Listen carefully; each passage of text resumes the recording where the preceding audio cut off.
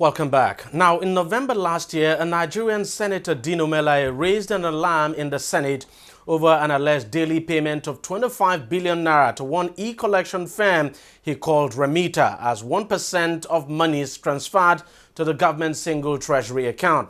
Melaye has said that the federal government on September 15, 2015 mopped up the sum of 2.5 trillion naira through Remita, adding that the company charged 1% of any amount it remitted to the TSA and that by September 15, the company had collected 25 billion naira. The Senate subsequently urged the Central Bank of Nigeria and the Ministry of Finance to suspend lodgements into the Treasury single account to allow for investigation of the alleged fraud. The Senate thereafter set up an ad hoc committee to investigate the issue. The Senate also ordered that all the monies collected so far by the company be returned. Of course, the company complied. Now, it later emerged that Senator Melaye was actually not correct in his allegations. For instance, it was later discovered that what the senator called Remita is actually the software deployed for the collection of funds into the TSA and not the firm itself. The firm is actually known as SystemSpecs. It has also emerged that the monies collected was not up to 25 billion naira, and in fact, the 1% fee did not go to SystemSpecs alone. The Senate committee has now turned in its report recommending, among others, that the termination now of the contract between the CBN and SystemSpecs, and of course, as well as the 1% TSA fees. It also recommended the CBN and deposit money banks refund their own share of the fee collected, and that SystemSpecs should just be settled once and for all for providing the software. It says the company must not be paid beyond 700 naira per transaction for the collections made so far. Joining me on the program right now is Deremi Atanda, who is the Executive Director of SystemSpecs, and that's actually the company that got the contract. The contract for, well, you want to call it Remita. Now, thank you very much for joining us on the program. First, let me just start by asking you, what exactly is the difference between Remita and SystemSpecs? Because when this issue came up, the general impression was that, look, Remita was awarded a contract and Remita was making billions of naira on a daily basis from Nigerians. Thank you, Deji. Remita is actually a product. The company is called SystemSpecs. We've been around 24 years. Many people don't even know that. And Remita has been around for about 12 years. So Remita predates TSA, as it were. And so Remita is derived from the word remittance. Just like the other products we do, we've got Human Manager, which is an HR and payroll solution, so we call it Human Manager. And when we go into the payment space, remittances, whether it's inbound or outbound, so that's where the product name is derived from. So Remita is a product, is an IP intellectual property of SystemSpecs, a company that's been around for 24 years. Now tell us exactly how it works, because, you know, a lot of Nigerians still do not have an idea of how this works. Yes, we've been told that, you know, as a result of Remita, the government has been able to save quite a lot. We've been able to plug leakages, and that we have billions of naira now sitting down in government account, and that the government is able to just take a bird's eye view of its account and know how much it has in its account. Well, if I must say, Remita is a phenomenon to the extent that technology allows you to do different things. Remita is a platform for making payments and receiving payments. So it's technology that's 100% indigenous, that started with us, like I said, about 12 years ago. And it helps anyone, organizations, governments, local or international, to make payments from any bank account to any other bank account of a commercial bank or a microfinance bank, or into mobile wallet schemes, or through direct debit mandates, or internet banking. I mean, so it's a one-stop electronic payments and collections platform that has been conceptualized and designed and developed in Nigeria that can be used by organizations and individuals. So that's in a nutshell, that's what Remita is. Okay, now let's talk about your contract with the Central Bank of Nigeria, which is currently generating so much controversy in the country. Tell us about it. At what point did you go into this contract with the Central Bank? And tell us when it actually started. Thank you for that. So where do we start? The TSA if we understand the TSA concept, Of course. yeah, I mean, that's a treasury single account. And like every financial transaction management that involves the movement of funds, you need technology behind it. And about 2011, the CBN was looking to meet that need and was evaluating different options available. And so Remita was evaluated alongside other options. At the end of the day, Remita was selected. Other options. Oh, It's sure. not as if, yeah. Other options. It wasn't a freebie. I mean, this is technology. You want to be sure it works. And the TSA itself. So it's not as if there was no competition at all. There was local and foreign. I mean, there was Because we're still local going and to foreign. talk about that when we're going to talk about the Senate report. We didn't design Remita for TSA. Remita is just an innovative, forward-looking platform that continues to evolve by the day. And at that point, it represented the best option. And with every sense of modesty, we were fortunate to be selected above other options. And the contract ended up being signed after that selection process in December 2011. So that was when the contract was signed. And at that point, it was about the outbound payments. There wasn't even enough or sufficient data to determine the entire scope of the nature of transactions because this was absolutely fragmented. Nobody could put a finger on the table to say. So basically, at the initial stage, it was really about the outbound payment, Yeah. not what was coming in. It was about the inbound and outbound, but the specifics you could speak to then was about the outbound in terms of the terms. And the contract clearly stated that at some point down the line, you were going to speak to the inbound when you had sufficient data or something to guide how you were going to arrive at charges. And that took a while to arrive at. And in 2013, that was eventually done after a series of multi-level engagement with different stakeholders. And in 2013, the contract was updated to reflect not just the inbound, but the terms that guided the inbound component of TSA. So we've got a contract that spells out the terms of this. Now, still talking about that contract, we have the Senate report here. That the Senate, of course, set up a committee after one of the senators actually raised the alarm on the floor of the Senate that Remita was making, SystemSpecs, I should say, was making so much money through Remita, and that you were making billions of naira in a day, and that between when you started the implementation of when they actually started the implementation, especially on the inbound now of TSA, that you had made about 25 billion or so. And, you had an agreement with the CBN that, for every amount paid in, that you were going to get 1% of that. Can you explain to us, was 1% actually coming to you? You were making 1% of every amount of money that came into the government as a way of payment now into the banks? Thank you for that. And this is probably going to afford an opportunity to clarify that.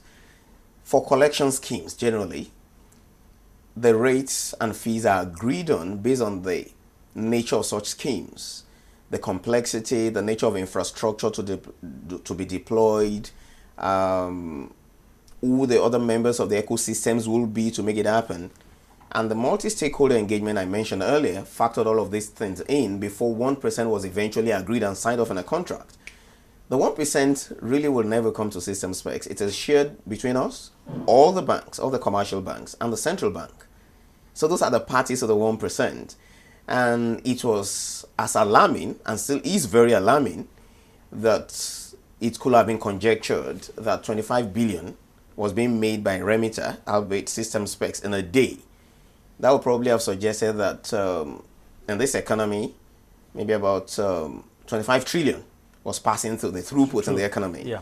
And of course, on a daily basis. And so that's in itself caught us off guard, that where could this have been coming from? So without dwelling on that, 1% doesn't come to SystemSpecs. 1% represents the collection fee that is shared by all the parties in the ecosystem that makes the FG and TSA. That's yourself, the all deposit the commercial money banks and the central bank. Those are the parties to the 1% charge. And nothing, and this is a subject of public information, by the way, as at when this was raised, it became clear there was nothing like 25 billion coming to SystemSpecs or Remita at any point in time. Not at all. Well, let's talk about this report by the Senate Joint Committee on Finance, Banking, Insurance, and other financial institutions and public accounts. I mean, you take a look at some of the recommendations. For instance, one of its key recommendations, and that's the first, it's recommended that the contract be terminated. Well, I'm not sure I'm competent enough to speak on the report of the Senate. I've seen it, not as if I've done extensive research, but that was on the news that, and I think it was also not correctly reported by the media. And so that's the Senate are terminated. It was a recommendation. Recommendation, of course. So to put that in executive context, and that recommendation, to my mind, by everything one has seen, might probably not be reflective of the circumstances of putting TSA in place in the first instance. And if at best this represents a commercial dispute, you probably will have been expecting something like go review, which with due respect to the Senate, were things that were already in place before this was even ever raised on the floor of the Senate. And the background to it was the collection component, which we call the inbound, had been mandated since 2013, but nothing had happened until 2015. I mean, we've done all of the work, the infrastructure. Oh, you mean between 2013 and 2015? Nothing happened. This was supposed to have happened. I mean, all the MDAs. You were not collecting any, you were not making any money. No, I mean, the work had been done, like I said, and so we started counting our losses. Not until the new regime came in, and apparently the new regime had seen that TSA represented something significant, especially at a time like this when revenues on the national level had started to dwindle. And it was clear that this was a way to go. And I think it was a no-brainer to say what's been on ground, we necessarily might be the ones to start it, but this looks like something we should swim with. And so there was that circular that says all MDAs were to comply by September 15. Exactly. And immediately, huge funds nobody expected started rolling in. Rolling in. And the contract ab initio that we have says these fees can be reviewed in the face of emerging realities. So discussions had actually started on that. Because, to actually review. Oh, sure, because like I said, at the initial time, there wasn't even any, so it was like a blind plunge. You had technology, you knew it could work, you knew it could help the country. You didn't know where exactly to place your bet. 1% was announced. That wasn't actually what we negotiated. And at that time, it was difficult to actually guess how much was going to be coming in. I mean, the volume of the transaction, so to speak. It couldn't have been anywhere near imaginable. And when you say this, many times people wonder. One of the things we stumbled on, by the way, at one of the sensitization workshops, was as of December last year, about 17,000 bank accounts had been closed. Before this, nobody had an idea, at least I didn't have a clue, that we could be operating as much as, or as many as 17,000 different bank accounts by different MDAs. And all of a sudden, monies that were in these accounts and other transactions, for the first time in this country, there was visibility in terms of cash assets of government that government could sit on to better manage for the common good. And so at that time, it was clear that you needed a starting position, and that was 1%.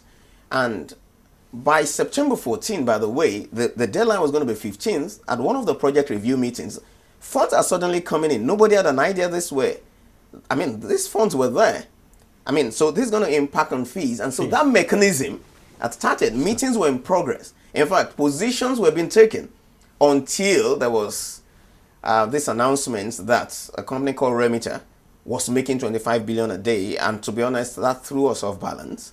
And attempts to try to even explain, I mean, you wish you... It's quite surprising that at that time, nobody talked about the CBN making money or the commercial banks making money from this as well. I mean, the fees, yeah. Well, we were in the eye of the storm, and we would rather derive principles from this. Even for us, some great learnings in terms of advocacy, in terms of visibility, whether you're on the side of government or not, that there is an essential duty to get people informed, especially of significant initiatives. It took many people aback as well to realize that of an indigenous company was behind the technology that was doing this for the country. People didn't believe it at first, if not those who had known us and had known the brand name Remita before now. And one also felt that should have played out somewhere. But never mind, that didn't come up. It probably is just coming up now that we have what it takes to solve our own problems, that we can actually benefit from the knowledge economy as a nation, that would really don't need to be looking for prebends and depend on foreign countries for technology to move us forward. Let me just take you back to this report by the Senate committee, by the way. You know, one of the recommendations, of course, is that what you should be paid in actual fact should be somewhere around 656 million naira, and that you know, the Senate basically made its calculation based on what it said 500 and 700 naira per transaction for electronic transfer and payments as specified in the CBN revised guidelines. So what's your take on that? Yeah, like I said earlier, I'm not really sure I'm competent to be debating the report, but since it's a point of information, that isn't even supposed to be the money going to SystemSpecs. It's supposed to be the money being shared by all the three parties I mentioned earlier. All 18 commercial banks, SystemSpecs, for all the work that's been done to bring in trillions into government coffers. You guys go figure out how what this, and this is retroactive. It's mind bleeding to say rules can suddenly be changed in the middle of the game. This is for consumed services. It's mind-boggling. It makes you want to lose faith in the institutions that are supposed to be regulating things or advocating for the sustenance of entrepreneurship and knowledge capital. But be that as it may, one may also want to say that that basis may well reside in the wisdom of the committee that has looked into this. But I would, with every sense of reasonableness, want to say that doesn't come near anything, near the value that has been consumed in terms of making things work, in terms of work of 4 or 5 years down the line, in terms of the quality of things that have been done, more so in terms of being made helpless. Because not only were we made to refund the fees that were earned as part of the contract, it may interest you to know that since October, when we returned the fees we had earned, we had stopped charging. So it means for one whole year. And your service is still being used. For one whole year, DJ, it means this indigenous company has worked for this country for nothing. We've got a staff strength about 200 with service technology. There are people out there in the financial ecosystem that are part of this. All the banks are part of this. Everybody is doing everything to make sure the government is not embarrassed, that we can be in charge of our cash assets, and we are the only ones who are left to bear the brunt of this. Let me get this straight. Is Remita still being used as we speak? Very much so. Over 900 MDAs are connected to this. So it's not as if it has been suspended after the Senate decided to investigate this? This has not been suspended. We continue to support it 24/7. We continue to do everything to make sure, because to us, this is about, it's some patriotic thing. It may hurt us in the short term, and that's why we don't believe it's just a battle for system specs. In itself, the investigation might have, roughened us up a bit, but we've risen up to that to say it just may well be a good time in the history of our nation that technology is coming up to the forefront to be discussed at a level like this. That can technology represent the future for this country? Can we begin to earn decent money as Nigerians by investing in technology and knowledge capital? Can we really look ourselves in the face and say there's some point at which Nigerians should be empowered? Can we look ourselves in the face and say it's not a crime to earn money without stealing, but based on, you don't want to imagine how much we lose to foreign software every year. You don't want to imagine.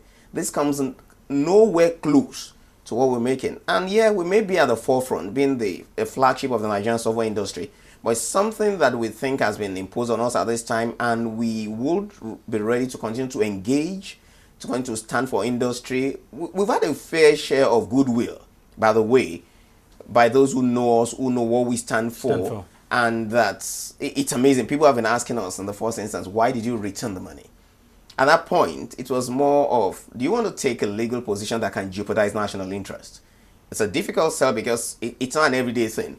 You want to insist on your rights, and you're going to ask yourself, so what will have come out of it? You would probably have won an academic battle, but Nigeria might have lost something.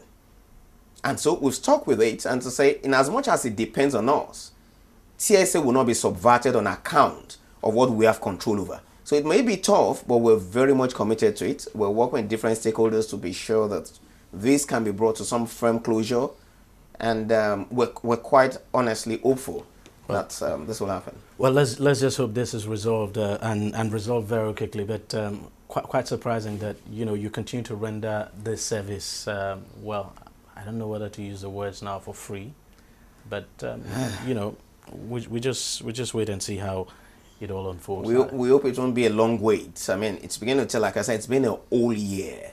It's been a whole year, and there have been different options, different suggestions. People have suggested different things, but we just remain focused to say the potentials herein for our country are quite enormous. Quite enormous. It will amaze you to know how easily people can now pay government, how easily MDs can now track payments, how easily on a single dashboard the treasurer of the Federation, the accountant general, and the custodians of the funds at the CBN can know the net cash value of this country at any point in time, 24/7. How funds go in, how funds go out, where it's going, for what purpose, on a single platform. And how people can make payments at any bank branch, how they don't need to be stranded over the weekend. They can pay with their cards, they can pay via website of different MDAs, even university students. And it's just so amazing. The ecosystem that's built around this, the potentials for financial inclusion. I mean, how I wish that the impact of TSA on this economy can be investigated from another perspective, rather than just this mono perspective that's been somewhat alarmist, in itself been distractive, because we now need to begin to appear at fora like this. We've always been ultra conservative. I mean, 24 years down the line, we don't even have a signboard, and yet we're Nigeria's largest software firm. Many people don't know that the first ever World Bank bid for software in this country was won by an indigenous company, this same SystemSpecs. I mean, these are not things you will hear out there. So it's painful on one hand that this is how you're being introduced to the public. And so we're taking upon ourselves to say there are many more things to say about this company, about indigenous software companies. There are many companies in Nigeria making fantastic software that can go places, that can cause this country to be recognized as one leading, the renaissance in knowledge capital in Africa. We need to begin to see more of that. Deremi Atanda, thank you very much for coming on the program, and thank you very much for your time. Thank you. Well, we'll take a short break, and when we come back, we'll be discussing something else. Every day, every hour, and every minute, news break in Nigeria. Things happen so fast, it's most times difficult to track and comprehend them. But that's what we do right here on Deji 360. 2015, would you want to come back again? It's like asking Jesus Christ if he knew he was going to die, will you want to come back as the savior of the world again? We do not just help you track the stories, we break them down, explore all the angles, analyze the issues so that you can fully comprehend the stories and use them to make the right decision.